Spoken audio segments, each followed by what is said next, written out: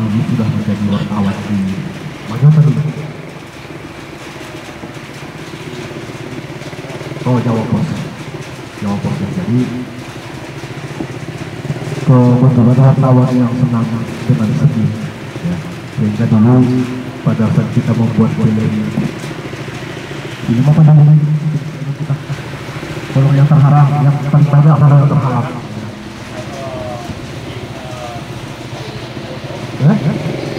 sedang film itu Subroto.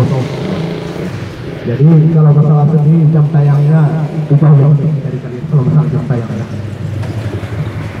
Juga pernah berpikirkan dan pernah main drama juga ya, walaupun kecilan seperti itu ya. Sebenarnya tidak ada drama yang kecil-kecilan, tidak ada drama yang besar-besaran, semuanya sama ya, pokoknya drama yang drama ya.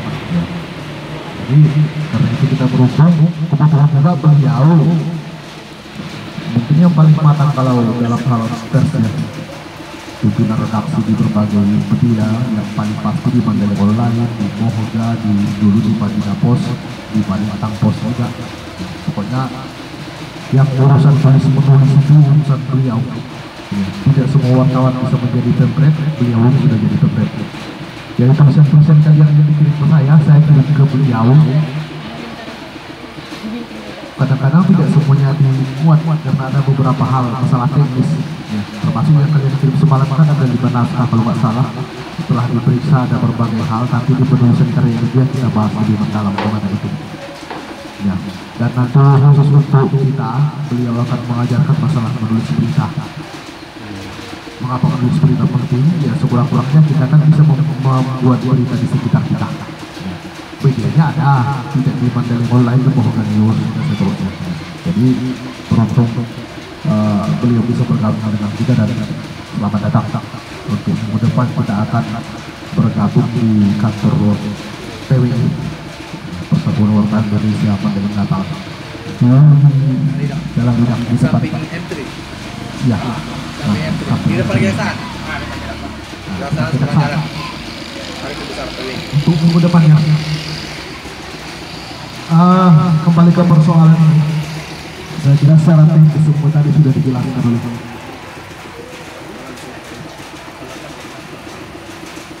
secara teknis sudah dijelaskan seluruhnya oleh Roy, seperti apa membaca cerpen, jadi kemudian menolong, walaupun ada perbedaan sedikit-sedikit, tapi kan relatif agak-agak sama ya. Dan memang yang paling saya pikir itu mendengarkan memang baru semua yang hampir kita tidak pernah melakukan membaca cerpen, apalagi menolong baru sekali dulu waktu ulang tahun Balintang tahun 2016 menolong di hotel yang dulu pernah sekali. Kalau sekarang mungkin di sekolah-sekolah, tapi yang membaca cerpen seharusnya dilakukan di sekolah. Ya, ada yang buru-buru dilakukan di sekolah. Biasanya kan kalau di tempat lain, kalau namanya peringatan bulan bahasa 28 Oktober itu dilaksanakan berbagai kegiatan yang menyangkut sastra. Ada baca puisi, ada baca cerpen, ada monolog, ada lomba teater. Ya, tentunya sekali yang berkaitan dengan bahasa. Tapi di sini kalau tanya mendengar bulan bahasa itu apa, mendengar tidak tahu bulan bahasa. Itu yang kasihannya ya, padahal kalau sekolah lain itu 1 bulan penuh, pokoknya bulan Oktober itu bulan bahasa, 1 bulan penuh itu kegiatannya bahasa semua ya. Mungkin Murtaki bisa disubur bersama kembangan ya. Kemudian saya pikir saya menambah wawasan saja. Sebenarnya ada cerpen yang cocok untuk dibaca laki-laki, ada yang tidak ya. Misalnya kalau yang saya mau memang boleh membaca perempuan, tapi lebih pas kalau membaca laki-laki ya, kalau lebih pas ya. Kalau untuk sastra, walaupun semula kita belajar masalah anak-anak masih jadi teman-teman yang kalau dikatakan peraturan tahun 2000 termasuk Laseno, Bukila Dharma, kemudian Gustav Sakai, kalau perempuan Titis Mas. Ya, yang jadi kalau perempuan misalnya mau baca cerpen itu lebih bagus kalau baca cerpennya Titis Sumat. Jadi pasti ya. Jadi yang seno, kalau jurusan bahasa Indonesia itu tahu sama seno. Dia kelebihan seno itu dia apa namanya mengambil hal-hal yang buat orang lain tidak terpikirkan, itu seno. Ya. Kalau Gustave Sakai dia ending yang tidak terduga, itu Gustave Sakai. Ya. Kalau itu cuma emansipasi liberalisme wanita, itu topik-topiknya. Jadi salah satu cerpen yang paling terkenal dari Seno memang ya ini fotokopi untuk pencaku, tapi ada pembuat cerpennya, ada baca cerpen di situ ya, yang mereka semua orang menyebutnya sastrawan Kompas, karena mereka memang menulis di Kompas, tidak ada menulis di majalah sastra resmi seperti Horizon. Ya. Mereka spesialis menulis cerpen di Kompas setiap hari Minggu, kemudian setiap tahun itu naskah terbaik di Kompas dipilih lalu terbitkan sebagai cerpen pilihan Kompas namanya. Ya. Misalnya di situ di bagian bawah kan diceritakan ada di situ ada seperti tahar di bawah kan, ada seperti tahar dan lain sebagainya.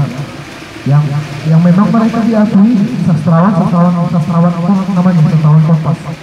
Jadi kalau sekarang kan yang diakui sastrawan itu ya Kompas panggilannya.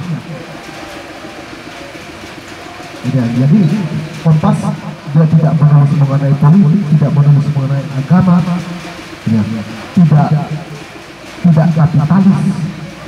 Mereka murni menulis hal-hal yang terjadi di masyarakat. Misalnya hari seperti Tahar dulu, dia hanya menceritakan sebuah toko yang menjual kasur.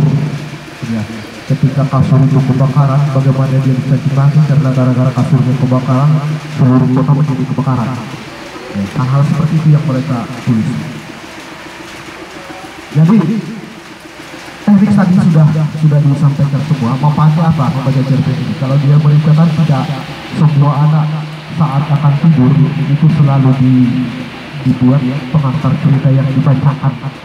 Ya diberikan ya, entah oleh ibunya atau oleh ayahnya membacakan cerita untuk anaknya. Itu tradisi, tidak ada keluarga mereka yang tidak melaksanakan itu, membacakan cerita untuk anaknya. Kalau kita kenapa kita menyuruh anak tidur mungkin dengan sapu lidi. Jadi sekurang-kurangnya tradisi seperti manfaatnya di sini. Makanya dia berikan tradisi baca cerpen itu, storytelling itu ya memang besar peranannya, karena semua orang merasa bertanggung jawab untuk bisa bercerita untuk anaknya dengan cara membaca yang benar. Kita saja yang tidak, makanya buat kita aneh, seolah-olah aneh ini padahal tidak sebenarnya, karena kita tidak mengaplikasikannya dalam kehidupan kita sehari-hari. Ya, jadi kalau kita bertanya misalnya untuk apa ilmu seperti ini buat saya, sebenarnya untuk itu, ya, untuk membacakan cerita untuk anak. Tentu saja namanya membaca cerita, anak kan bisa juga menilai. Kalau kita tidak enak baca ceritanya, jangankan untuk tidur, malah anaknya tidak bisa tidur kalau tidak enak bacanya ya. Di situ perlunya. Jadi rata-rata saya lihat tadi gayanya sama dengan Roy. Gaya membacanya sama dengan Roy, tidak ada yang berusaha keluar dari cara membaca itu. Ya, istilahnya emosinya emosi yang dipakai Roy juga yang dipakai emosinya kan. Padahal emosi Roy kan berbeda dengan emosi kita semua. Pertama, yang saya perhatikan, yang kedua di tempo.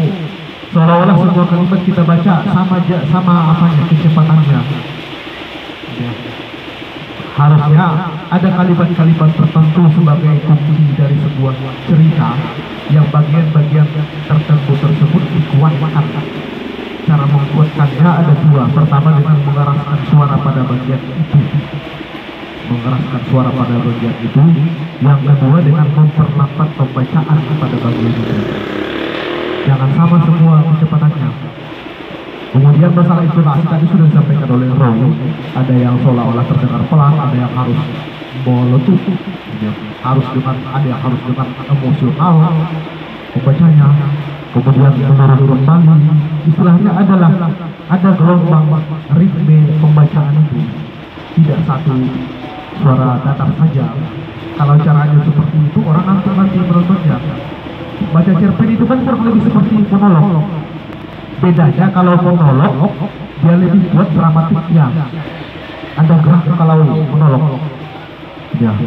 Jadi dia bisa sambil berjalan-jalan, sambil memukul.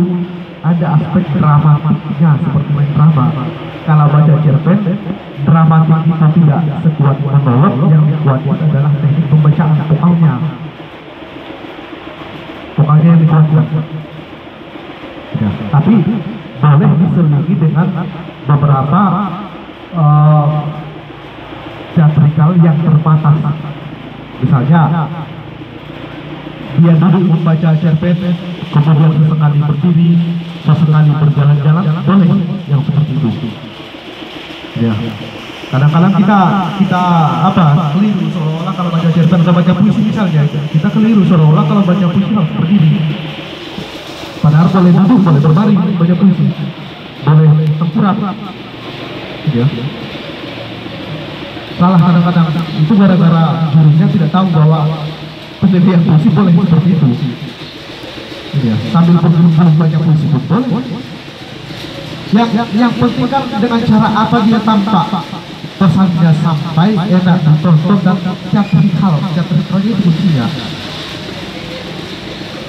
Jadi kalau cuma ngomong biasa saja pasti tidak akan enak.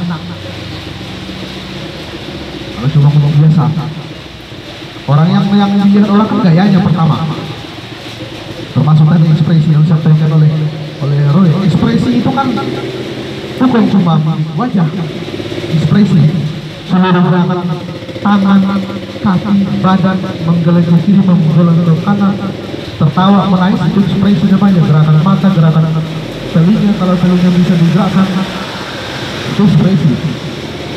Kalau kita pernah menonton Robert De Niro, dia kalau dia tertawa bahkan telinganya bergeser.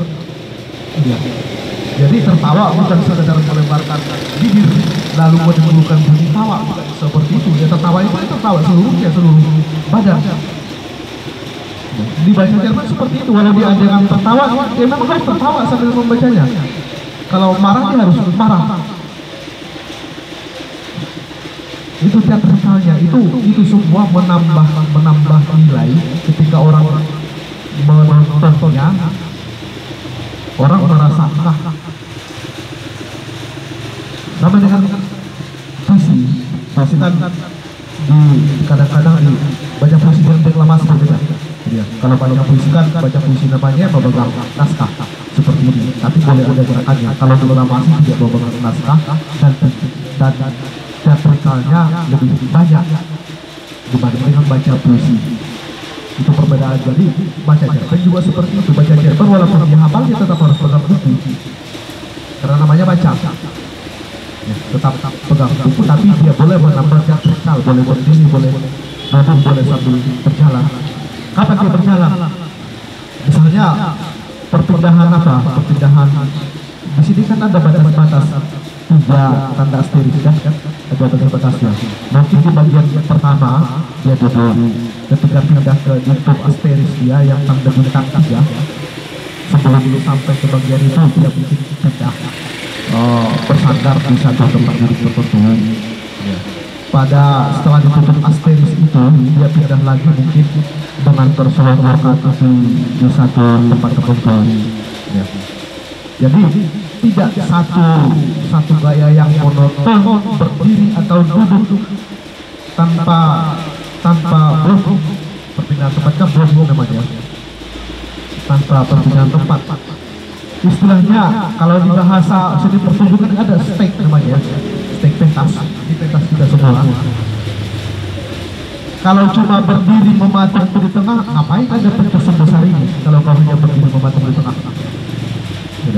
pentas dibuatkan seluruhnya untuk isi. Jadi kadang-kadang kau bisa di sana, bisa di sini, bisa agak di belakang. Ya. Makanya kalau pentas yang baik kan bukan pentas yang blok seperti ini. Ada balak-balak kayu, ada tempat-tempat duduk, ada batu-batu yang bersusun. Itu semua tempat untuk orang berekspresi. Misalnya sesekali dia duduk di balok kayu yang ini, dia pindah ke balok kayu yang di sana, ya, dia bersandar di lantai, kemudian penggambiran ke balok kayu. Jadi tidak seperti pentas kita di sekolah, hanya plong seperti ini, lalu ada bunga-bunga di depan, lalu ada lampu di atas. Di atas pula lampunya itu, sehingga ketika dia dipotong, dia kan berdiri di bawah lampu. Ketika dia dipotong, wajahnya gelap. Ya, harusnya kan lampu bagi bagian depan, lampu. Yang fotografer tahu itu di mana posisi lampu. Ya.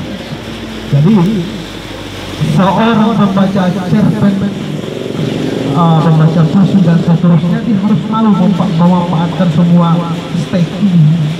Dia berdiri di mana, posisinya di mana, efek lampu terhadap dia seperti apa. Dia harus berpikir itu, di mana saya akan berdiri nanti, jangan sampai dipoto orang dokumentasi wajah saya gelap. Lebih baik lagi kalau lampunya di belakang. Ya, orangnya di depan, bukan dari sana, dari depan orangnya siluet jadinya kan. Jadi kita yang membaca cerpen puisi harus memanfaatkan ruang-ruang seperti ini. Saya di mana nanti? Pada bagian membaca yang ini saya di mana? Cara membaca saya bagaimana? Blog saya bagaimana? Nah, agak enak ekspresi, sehingga ketika dilihat orang enak. Jika dilihat ya, tidak menjadi tontonan yang kaku. Jadi ya namanya kita masih belajar ya. Tapi kalau dengan cara membacanya seperti itu, saya yakin penonton akan berkesimpulan. Nggak apa-apa ini penonton ini. Jadi di situ perlunya kadang-kadang menaikkan suara. Kalau perlu berteriak di kalimat-kalimat yang betul-betul berteriak saja, sehingga ketika penonton ada yang lost perhatiannya, dia kembali membawa kembali. Itu membangun apa namanya dia? Meminta audiens untuk fokus kembali. Kalau belum kan tahu dia cara-cara seperti itu. Bagaimana mengembalikan konsentrasi siswa yang pecah? Ya sama dengan ini. Memperkeras suara, mungkin dengan berteriak, mungkin dengan tertawa tertingkal-tingkal. Dan adegan yang paling sulit dilakukan tertawa tertingkal-tingkal, itu yang paling sulit dari sebuah drama. Kalau menangis gampang menangis, tapi kalau disuruh tertawa yang padanya tertawa, baru terasa berat. Jadi pada dasarnya semua yang kita pelajari ini adalah bagian dari seni terang. Ya, coba fokusnya ke bahasa atau membaca, tapi seluruhnya adalah peran. Tidak ada ruang-ruang kita yang gratis.